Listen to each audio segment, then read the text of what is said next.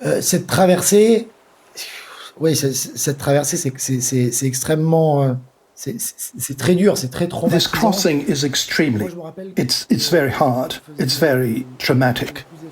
I remember that the most frightening thing was the wait, that interminable wait, because at the end of the day, you're dependent on the smugglers to tell you when you're going to leave.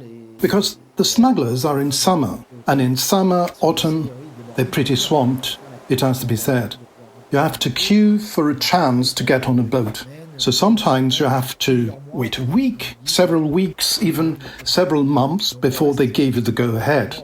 So we remain dependent on these people. We look at our mobile phone, we stay connected on WhatsApp, and one day we receive a message. The message is either here at 6 p.m. or at 7 p.m. and so on. And so, from that moment on, you go to an appointment and you are taken in hand by a group of people who work for smugglers, small smugglers. We call them the staff. They call them the staff today, which is a group of 3 or 4 people who are responsible for getting groups of refugees to the coast by bus, van or on foot, and hiding us in the woods. And from then on, you have to stay hidden for a night, or even 2 or 3 nights, waiting for the boat to be delivered. If the boat is delivered, if the boat can be put together and inflated by the time the staff group arrives. So we're dependent on a whole series of stages. Sometimes the refugees have to do a lot of tests before they can even touch water. The police can stop us before we get to the beach. They can stop us on the way. They can stop us in the woods once the boat is inflated. They can stop us once we're in the water, and once we've touched the water with an inflated boat, normally they say we've won. Une fois que vous aurez touché l'eau, c'est bon, c'est gagné. Welcome to Deep Dive from the Global Initiative Against Transnational Organised Crime. I'm Jack Megan-Vickers. And this is The Long Tail, Cross-Channel Migrant Smuggling.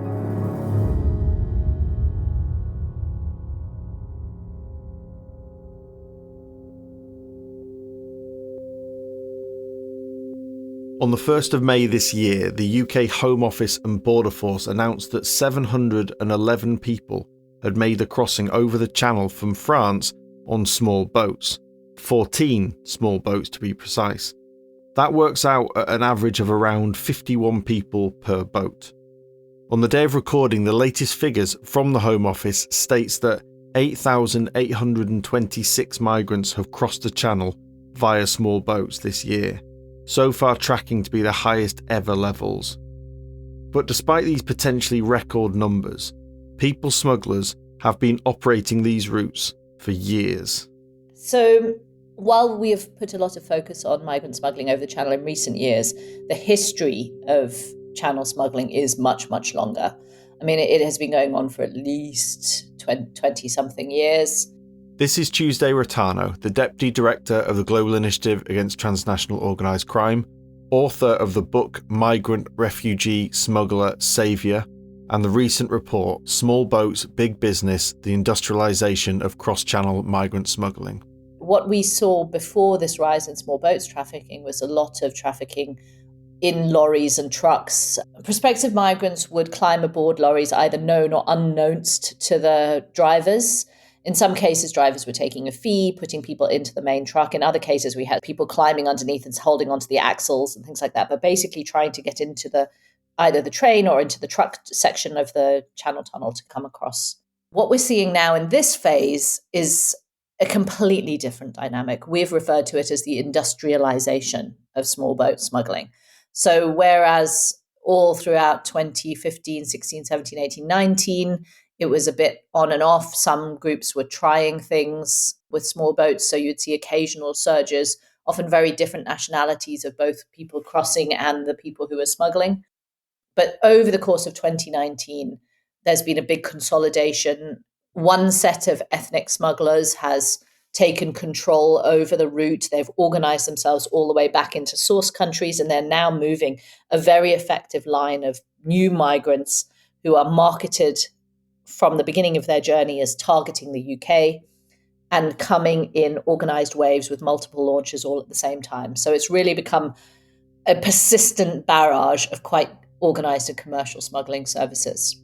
Over the course of 2018 to 2023, in total, about 110,000 migrants have attempted to cross the channel. So you can really see the scale of how big this problem is becoming now.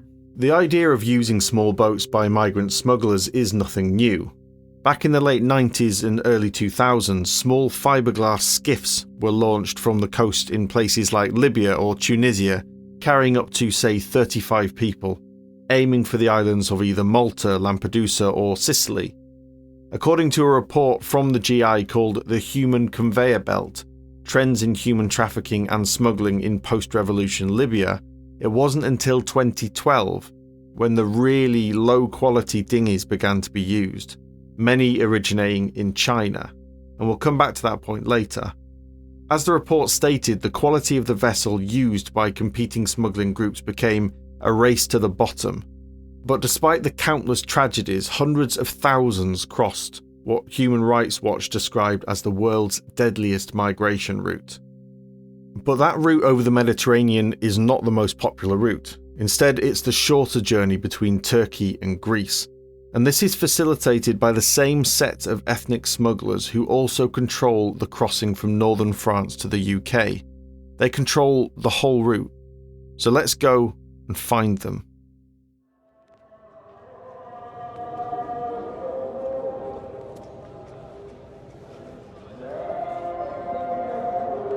So, there's this car repair shop in a place called Said Sadiq in Iraqi Kurdistan. Nothing too out of the ordinary, it's just a large, relatively nondescript building with sand-covered stones, with painted blue metal beams and blue railings. The large sign is adorned with pictures of cars and tractors and motorbikes.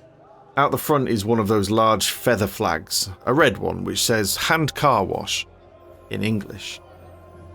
The thing that makes this look out of place, or certainly makes you pause, are the three flags fluttering just above the wide entrance. The middle flag shows a golden sun emblazoned on a red, white and green horizontal tricolour. That's the Kurdish flag. But to the right is the flag of the EU, and to the left, the unmistakable flag of the United Kingdom. Pretty strange for a car garage in Iraq. Not far away is the house of the owner of the car repair shop, and it's certainly grand. On either side of the steps to the property are a couple of columns that, to me at least, looked like a simplified version of those found at the Küçüksu Pavilion in Istanbul. They support a rather ornate entablature, and finally a huge heavy dark wood door. Basically, this house is rather fancy. To build such a lavish property would cost a lot, and it's alleged that the owner made his money in migrant smuggling in Calais. And that repair garage is a hub for migrants looking to make the journey to Europe and the UK. Now, for quite a while in the UK, the attention of the British media fell on the Albanian smuggling gangs. But actually, those criminal networks who control the smuggling routes from source to destination, including the small boats that cross the channel, are Kurds, who are spread across Turkey, Iran, Syria, and yes, Iraq. The control over the channel smuggling route now is almost exclusively Kurdish.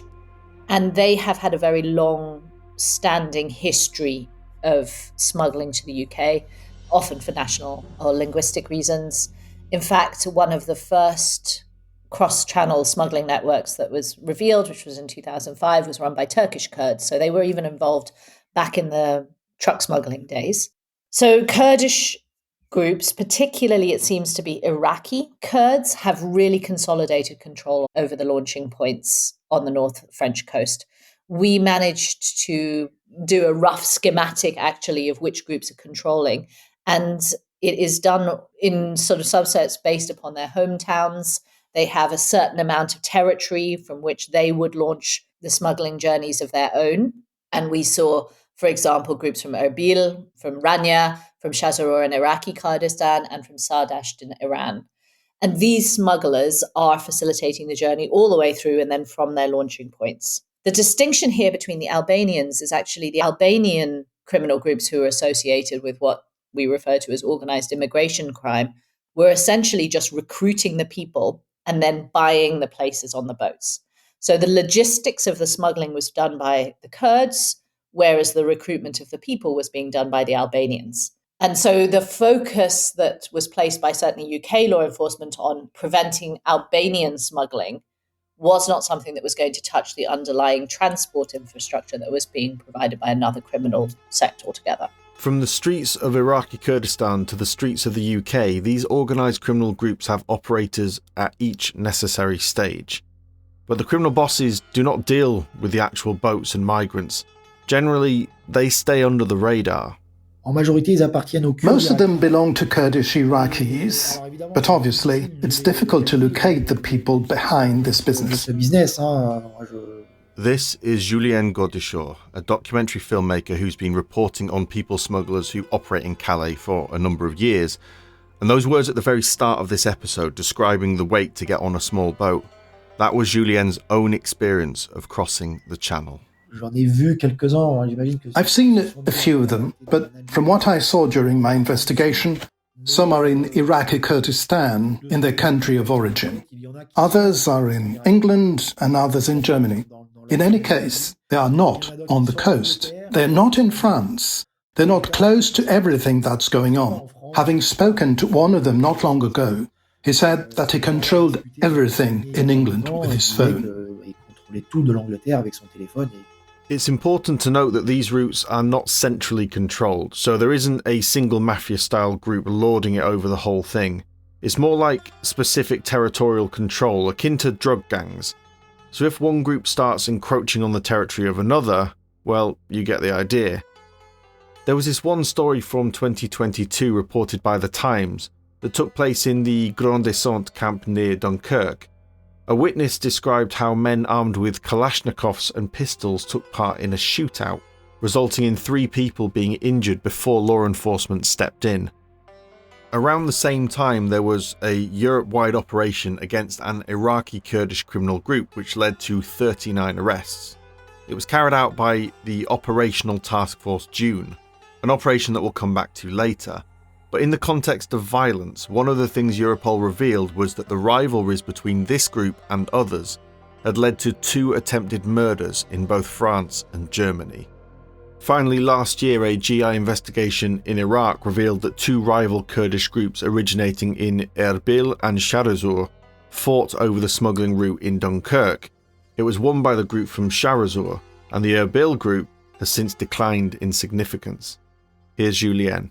The Kurdish Iraqi group of smugglers get on quite well with each other in Dunkirk, because everyone has something to lose if there's a war going on all the time.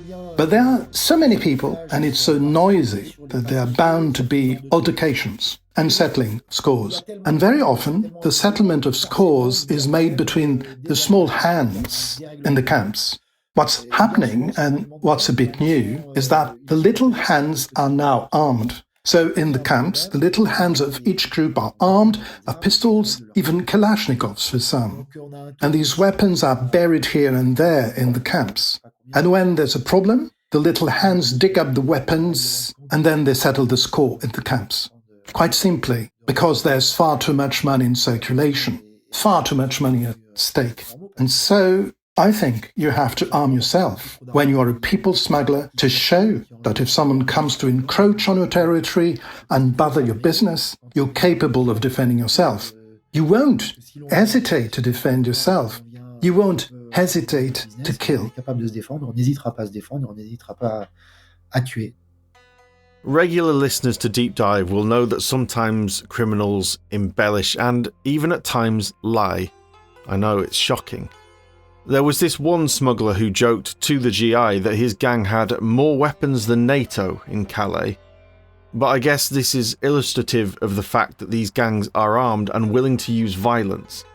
As Julien said, violence does happen between groups, but there seems to be a fairly good understanding that excessive violence brings more unwanted attention from law enforcement than they already get.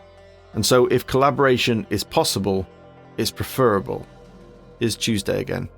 So what's been really interesting in our research has been that, if one smuggling group has found that they have too many migrants to move at one particular point, they'll collaborate with another Kurdish subset slightly further down the coast to move the migrants over, give them transit to them instead.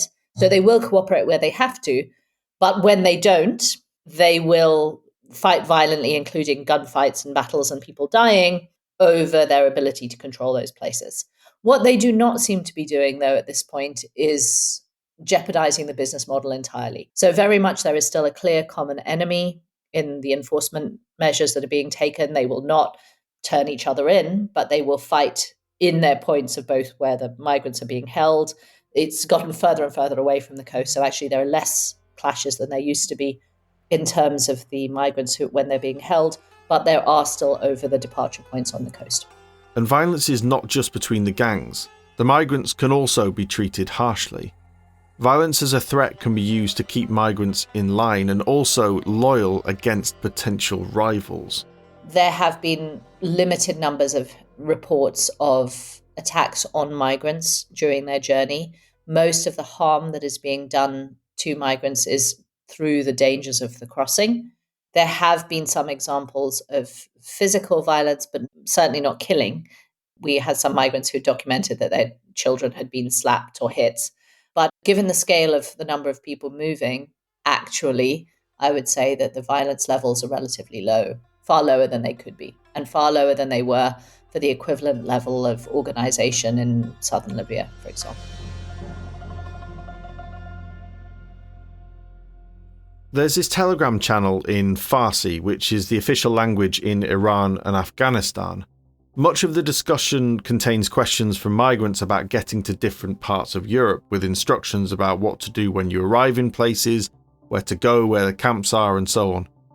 People are quite openly talking about migrant smuggling. So you'll get exchanges like this. Hello. If anyone wants to go from Turkey to Germany, how much will it cost? It depends on how you go. You can spend as much as you want, but it will cost you at least 500 euros. If you want to go with a smuggler, the average is around 10,000 euros. If the smugglers are honest, less. If they are the smugglers who care about nothing but money, more. Sometimes it might be offering something. This address in Paris. I have food every night from 5 to 6 p.m. Sleeping bag with tent in Paris. Or another person asking, Hello. Does anyone know the price of the boat from Calais to England? And a reply quickly followed. From Calais, 2,500. From Dunkirk, 1,000 and above. Before another user added, The survival rate from Calais is 80%. From Dunkirk, 50%. There was one specific account who often posts advice and instructions. He'd provide advice on what to say to authorities once you arrive in the UK. Answer the questions they ask you very briefly and completely. Why did you come here and become a refugee? My life was in danger. Why is your life in danger? Due to religious, political, social, ethnic activities. Do you have the documents with you? No, I do not have. Can you get it? I don't know, I'm not sure, but I will do it if I can. Social media, like this Telegram channel, is an important source of information for migrants willing to risk the journey across the channel between France and the UK. There have been investigations showing the use of social media to attract migrants. The French outlet Arte showed how TikTok was being used. The BBC showed WhatsApp. Within the structure of the criminal groups, you have recruiters. Their job is to sell the journey. So you'll see messages like, to London, 100% sure, no chance of failure. These are the best prices in the market. On the other side, we've seen states and law enforcement use social media to urge people not to make the journey. The UK first targeted migrants from Albania with a social media campaign. Now the UK Home Office has launched an ad campaign in Vietnam talking about the dangers of the crossing, attempting to dissuade people from making the journey. Then more broadly, a series of interviews with Border Force officers highlighting the reality of the crossing. People smugglers are risking lives, human lives, just to gain money. However, it's not worth the risk for life. I've seen people suffer family deaths during these journeys, and, you know, at the time they would say, was this really worth it? I've been down to Dover, Folkestone, and I've seen these inflatable boats coming in with illegal migrants, and the conditions are awful. I've seen people on the verge of hypothermia. I've seen children come in with no life jackets. From time to time, they would take off late at night, freezing cold waters between the busiest shipping channel. But despite the use of social media, for many of those who decide to make the journey, it's word of mouth that has the most pull. And in organised crime, branding and reputation are incredibly important. It's a world inhabited by liars and thieves, so trust is hard to come by. Everybody knows a person who had taken the road. Everyone who is wanted to come to Western Europe, it's like they know a person who had been through that journey.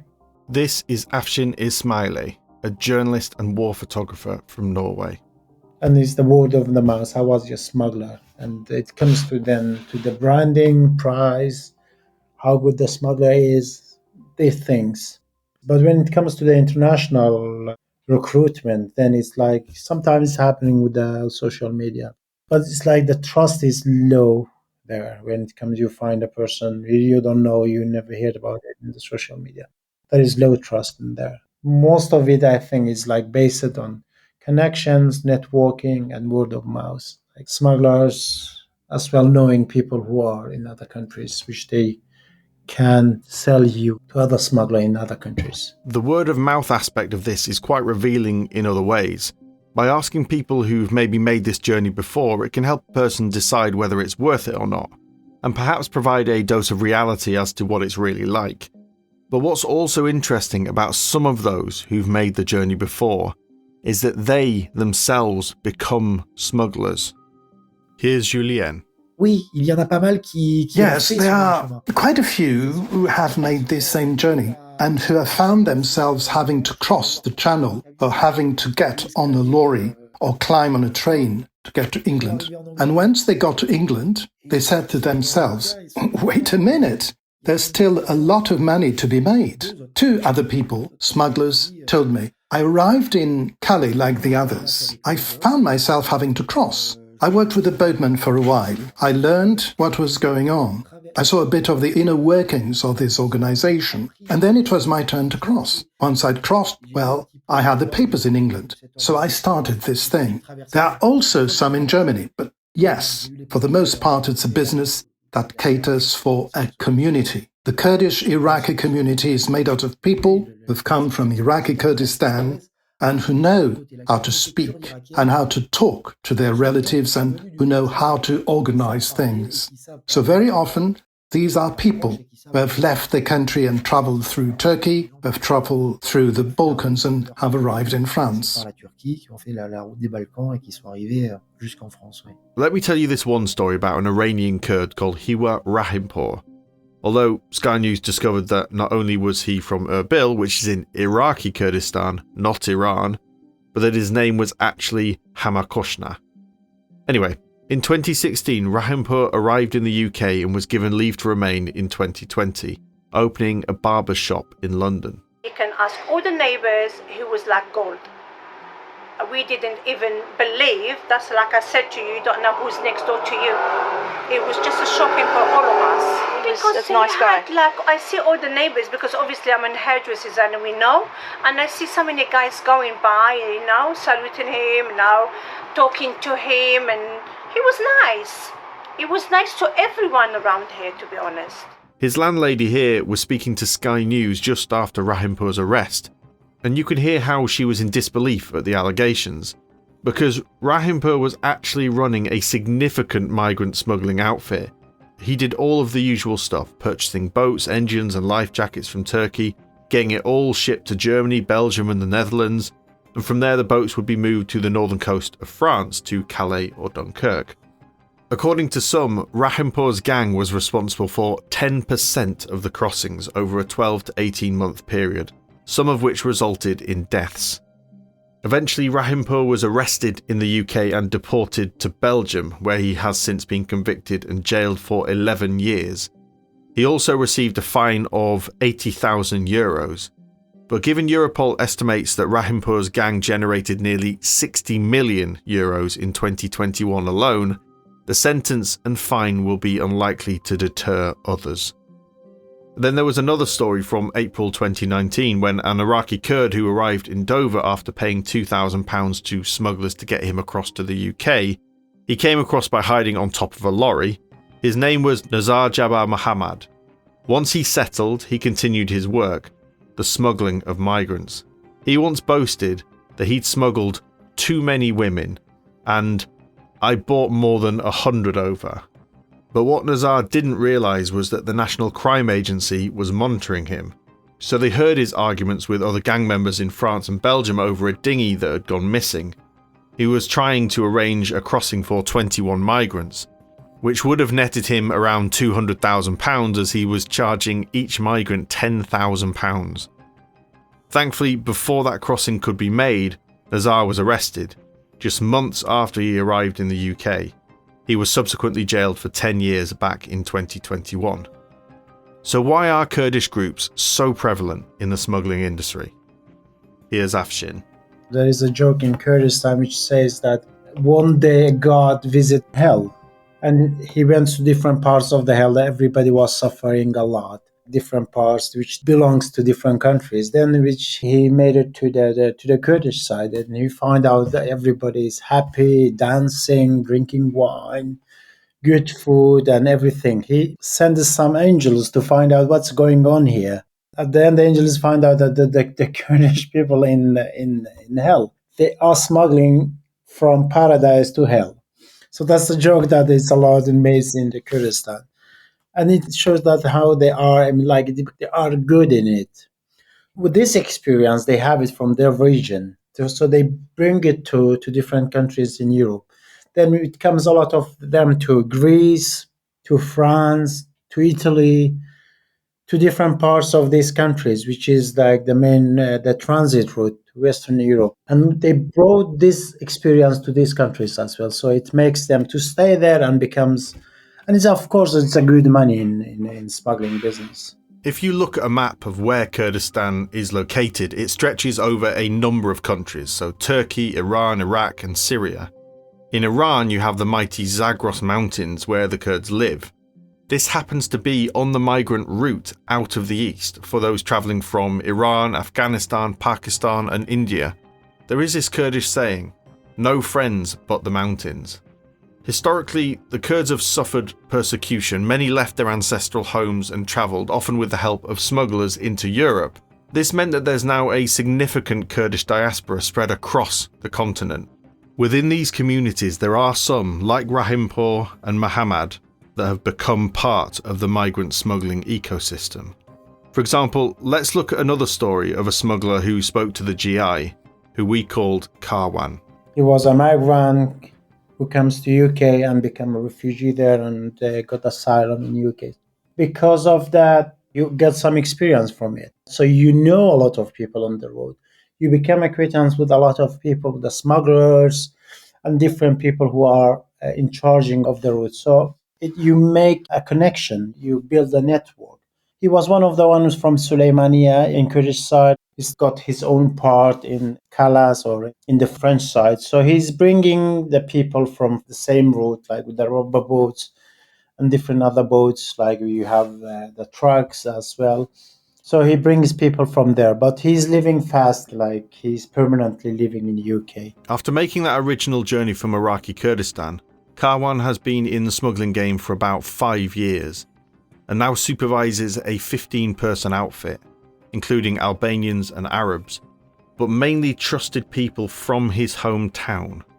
Karwan has alliances with smugglers along the route based in Iraq, Turkey and Greece. Each time a migrant is delivered, from one to another and then on to another and so on. But once the migrants arrive in France, his people take over and they move the migrants towards the coast. His network, which spreads from Iraq to the UK, is illustrative of the size and organisation of the migrant smuggling networks.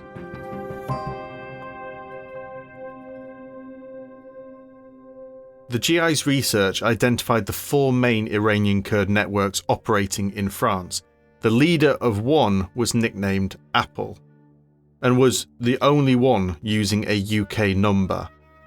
Apple also has a pretty good reputation because of the quality of the boats, engines, and importantly, a tendency to not overload the boats. But the thing I found most interesting was that for an extra fee of 1,000 to 1,500 euros, Apple would arrange legal support for the migrant if they were arrested on arrival. That being said, Apple is also known to use violence against those who don't pay. But this got me thinking about the different deals that are available to migrants. This is a competitive market, and the smugglers, they're all vying for customers. Here's Tuesday. So these are very classic models of migrant smuggling, and you see the same terminology used all the way around the world for the way that migrants negotiate their journeys with smugglers. And there are certain markers which suggest better organization and better consolidation. And these are all hierarchy by price. And I think this is why, for me, the channel has become so fascinating, because I did not expect to see written about a central Western European route exactly the same kind of language and analysis that I was using when we were talking about the Mediterranean route to Libya, the same thing that we talked about when we were talking about West African migrants moving across the world 20, 30 years ago. So really, all of these markers of industrialization are fascinating. And the more organized and formalized and full package a service that a smuggler can provide is a sign of how well established they are. So this is really interesting. You have a couple of different categories, pay-as-you-go or full package deal. Pay-as-you-go is fairly self-explanatory. The migrant still controls their journey, making micro-payments for each step, hopping from country to country, negotiating with smugglers along the way. But the full package, well, it covers the whole thing. So they are making a promise or a deal around a final destination. You know, this is a journey all the way to the UK. They may include multiple attempts. So your fixed price will include 3 tries, 3 boat launches, and you should succeed on one of them. It may include support in everything from planning the journey, having fraudulent documentation ready to use to either support an asylum claim or to try and look like you're in a country legitimately. And now we are seeing more in the UK, actually, smugglers offering support for integration. So they'll help you find a place to live. They may help you find a job. They'll connect you in with social services to begin your asylum processing claim. What we've seen so far is that a lot of the fake passports, because of the nature, I think, of the geography and the route, a lot of the fake passports that migrants are procuring have been made in Turkey, which is a known hub for document fraud. One of our sources reported in that some of the most expensive and high quality of the documents are actually fake Israeli passports that were made in Thailand. Thailand is another major source for document fraud. That the packages are being advertised online, that the migrants are using encrypted services like Telegram to communicate. There's advertising. They're responding and finding their smugglers through Telegram groups before moving on to direct messaging. And the packages are ranging between 3 to 10K. That is a lot of money, and some of the adverts on social media have indicated prices for Iraqi or Iranian migrants of 8,000 euros to get to Germany via Turkey and Belarus. And while we're on about money, perhaps we should talk about how to pay for these package deals, because they're financed through a system called Hawala. Now, this is a very old form of value transfer system. It operates outside the legitimate banking system and is essentially based on trust. Hawala is an informal banking system that serves to facilitate financial transfers around the world that do not use any of the formal banking methodologies. So it doesn't rely on Western Union, it doesn't rely on any other value transfer or phone banking, doesn't touch in any way the international financial system. Hawala usually works through a network of trusted partners who will have an agent in a migrant receiving area and a migrant sending area and places where those diaspora exist in large numbers. And they essentially keep books that allow them to offset payments between each other. So the money never actually physically moves. It's just notes of credit. A payment will be made, say, by a migrant's family at home. And then that money will be ledgered at the home destination. And then it will be through just a ledger transfer. So one Hawaladar will contact another and say, oh, I have 100,000 for this guy. You release this payment now. We'll offset that against other credits that you have going the opposite direction. What Hawala typically uses in order to settle the final balance of payments, if there is a credit or a debit to one Hawaladar in particular, is trade-based money laundering. So it tends to go hand in hand with misinvoicing of trade, very much in cash-based economies. So supermarkets, restaurants will do trade under invoicing or over invoicing to declare the value of goods on import or export or on purchase. And that money, the differential, will be what settles the balance of payments at the end of those sort of Hawala transaction period. And typically they'll settle up once every couple of months. Hawala can be popular with money launderers and terrorists because of the informal nature and lack of regulatory supervision, but it's also popular because of a lack of a paper trail. It's these concerns that make Hawala illegal in places like India and the US, but it isn't illegal in the UK. And that brings me back to social media. I was perusing Telegram and stumbled across this one exchange from last September, when in a specific group that regularly discusses small boat crossings, a user asked, Hello? We arrived in England. How can we send a message to get the money released? At which point someone responded, You can call your family and tell them that you have arrived, and your family will call the cashier and the smuggler's money will be released. And this short exchange reminded me of this story about a guy called Ashgar Geshlagian, aka Mr. G, an Iranian who lived and worked in London where he ran a rug company. Although this of course was a front for his role as an unregistered Hawaladar. Please stop your phone. Thank you. Right, I'm arresting you for money laundering. You do not have to say anything to may harm your defence if you do not mention in question. Something which you later rely in courts, and anything you do so may be given evidence. Give your hand, please. Mr. Geshlagian. Yes. National Crime Agency.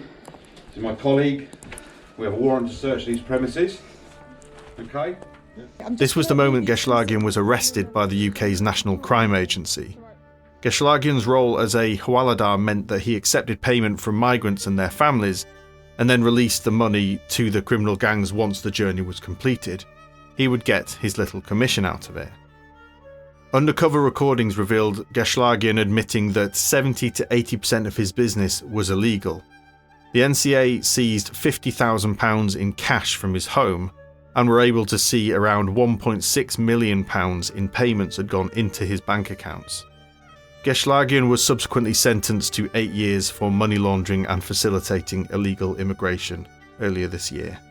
But what about when a smuggler gets arrested and convicted, perhaps the leader of a network? Well, the Hawala system means that after the sentence is carried out, the released smuggler's funds could very well just be waiting for him. Here's Julien. Then the payments for the trips are made. The money is deposited in cash in their country of origin in Iraqi Kurdistan. So there are millions of euros circulating in Iraqi Kurdistan in small banks or in other countries of origin like Albania and so on. Then it's transferred to Iraqi Kurdistan, and the journeys are paid for in these countries.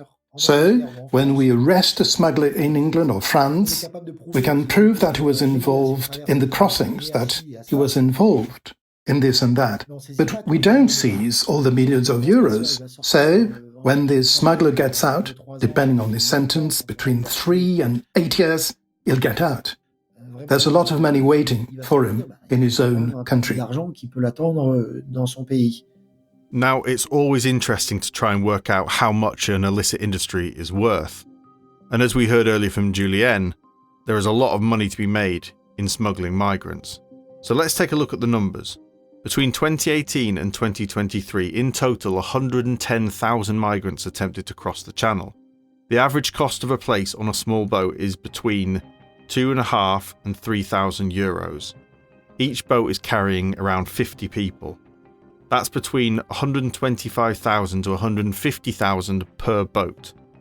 One smuggler who spoke to a colleague at the GI estimated that smuggling networks earn more than 920,000 euros a month, which over the course of a year is well into the millions. The French Office for the Fight Against Illegal Trafficking of Migrants estimate that in 2022 the industry was worth around 150 million euros. But saying that, the overheads are significant. Here's Tuesday. Migrant smuggling as a criminal industry is quite expensive because people are big and they are complicated to move. So I think you have to factor in actually the real costs of the journey. We've done some research into the cost of boats, for example. One boat is probably costing 10, 15,000. They have been getting bigger, they have been getting cheaper. But then at the same time, efforts to interdict the boats, both when they land in European ports, and the evidence suggests so far that they are being made in China and being imported through ports in Germany and in the Netherlands. That has gone up, so that will make everything more expensive. The big variable is the cost of corruption. So how much are the migrant smuggling networks paying to border guards, customs officials, perhaps diplomatic personnel to get people out of their countries, to move them along different points in the route, to ensure that they are not stopped on their journey to the coast and at their launching points. Payments are also made to the people who own land at various launching points.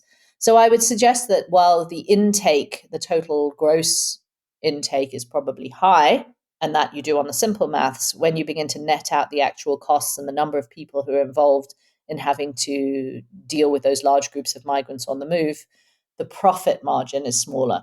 That said, there is definitely still a profit. And our research in Kurdistan suggested and showed quite clearly that money is flowing in that is coming directly from the organisation of migrant smuggling, but it isn't as profitable as the overall top line numbers would suggest. Let's just take a moment to talk about the boats themselves, because they are quite interesting in their own right. Predominantly the boats used are RIBs, which stands for rigid hulled inflatable boats. They need an outboard motor mounted on the back. Now, you can't go to your local shops on the coast of France. For example, the sports equipment store Decathlon refuses to stock items like canoes or dinghies to prevent them being used in this way. But organised criminals are much more, organised than just buying boats from the local shop. So to get one of these, usually around 8 meters long and 2 meters wide, you can order them from China. They cost a few thousand on websites like Alibaba, and you can also spend about $1,300 on an outboard motor. These boats are then sent via container to Turkey before being sent on to Central and Northwest Europe for storage, before finally being transported to France on the day of departure. 90% of the equipment that's used to cross the channel is transported from Germany. The gangs use drivers who are asylum seekers themselves, who can earn between 300 to 2,000 euros for transporting a boat to France. The logistic costs of getting a boat to the coast is around 10,000 euros per boat. And we know that a single boat can earn a criminal group over 100,000 euros, so you can see the profitability. Now let's quickly turn back to Operational Task Force June that we briefly mentioned earlier, which targeted an Iraqi Kurd criminal network. This operation led to the arrests of 39 people across Northern Europe, including 3 high-value targets, so these are the potential bosses.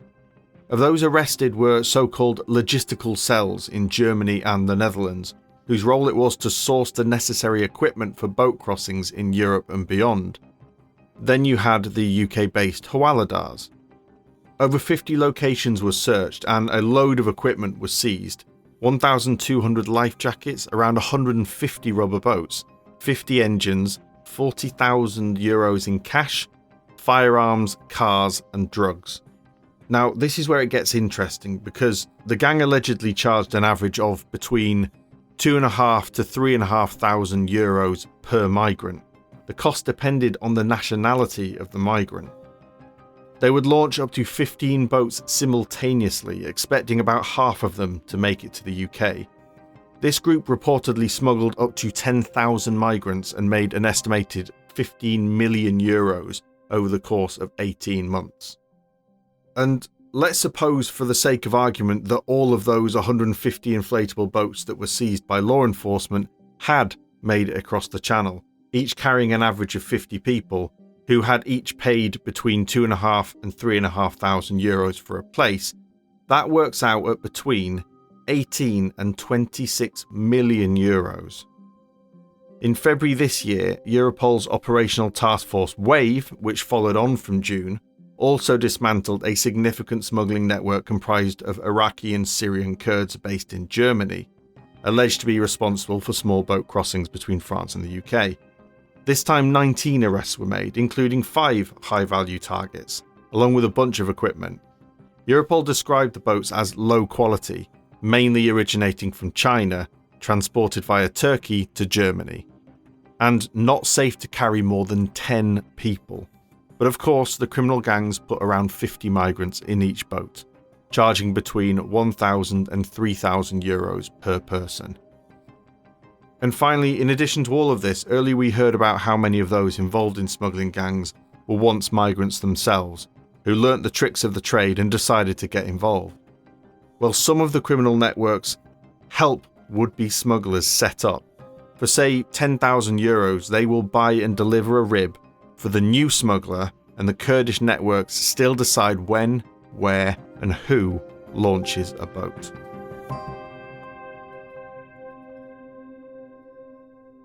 Now, as we heard earlier, for a long time the media focus was on Albanian gangs supposedly running the Channel migrant networks, but subsequently it was revealed that they were facilitators and recruiters. The routes themselves are controlled by the Kurdish groups. And this raises some interesting questions about the future. You see, groups from the Western Balkans, particularly the Albanians, have catapulted themselves to the upper echelons of multiple illicit markets in Europe, and in particular cocaine, and they have expanded internationally. It's becoming somewhat of a catchphrase for me on this series, but organised criminal groups are rarely monolithic these days. As criminal markets wax and wane, criminal groups diversify their portfolios. The question is, given how organised these Kurdish smuggling networks have become, how long will it be until we see them pushing into other illicit markets? And if they do so, how will those already established react to this incursion? Because, unsurprisingly, organised crime violently protects its interests. Here's Tuesday. The Kurds, they've always been very limited low-level players in Europe. So it is really interesting, and I think of far greater significance, to see them consolidate so effectively around what is becoming a very lucrative route without more competition from other organised crime. If you look at the research from our Balkans Observatory and a lot of the emphasis around the rise of Albanian organised crime in Europe, for example, and I mean, I recommend to anybody to go and listen to one of our earlier podcasts on EncroChat, which really talked a lot about the dynamics of organised crime in Europe, because that investigation really revealed how incredibly violent, how profitable, how ruthless organised crime has become in Europe and how many different nationalities are active there. I would say the fact that the Kurds have managed to earmark as much space as they have around migrant smuggling, which is now a highly visible form of organised crime, is a really telling finding. And I would worry more now about what role they're going to develop in the years to come. So obviously, if you look around Iraq, Kurdistan, Turkey, the region that they come from is on the heroin route from Afghanistan. Heroin production and trafficking is at the highest levels it's been in a long time. We have recently done some research on the Iran-Iraq border in Iraqi Kurdistan. There's a lot of reporting there around rising methamphetamine production and trafficking. So what will be interesting to see is whether or not they turn the infrastructure that they've created for the movement of migrants into the movement of other illicit commodities, including narcotics. And I think there's a great potential for harm there. And it may be, as they move away from migrant smuggling, that will bring them into greater conflict with other forms of organised crime. The Albanians, for example, we may see less cooperation than we've seen thus far, and potential rises in violent clashes around new markets. Finally, we might ask the question on how to deal with this issue. The reality is that it's really hard.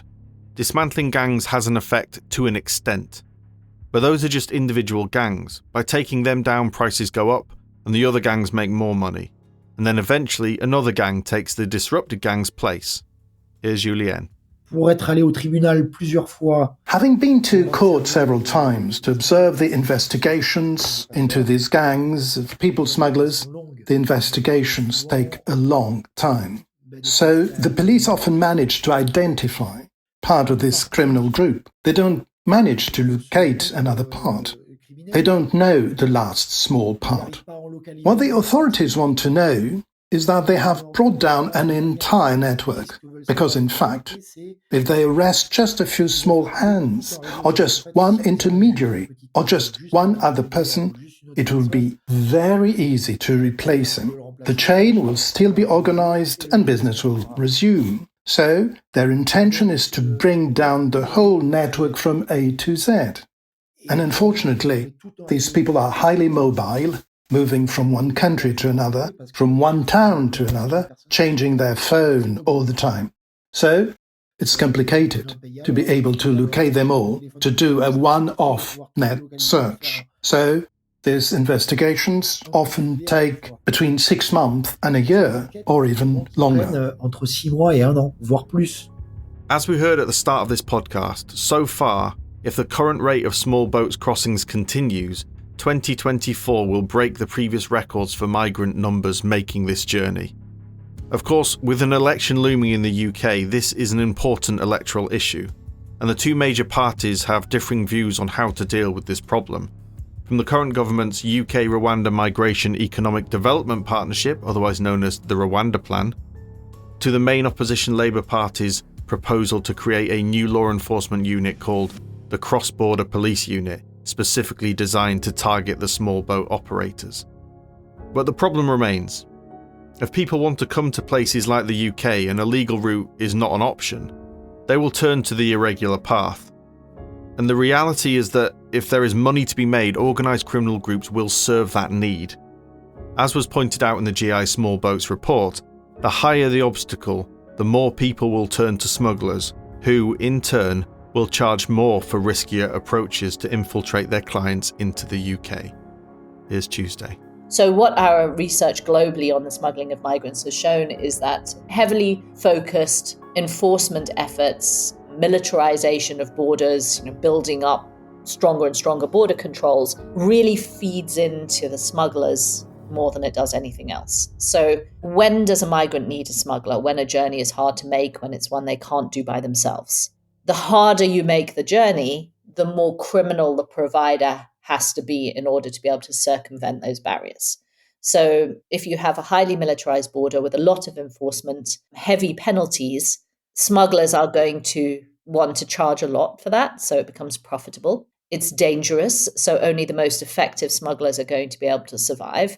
And typically then those are the most professional, violent and wealthy, least sympathetic groups of organised crime.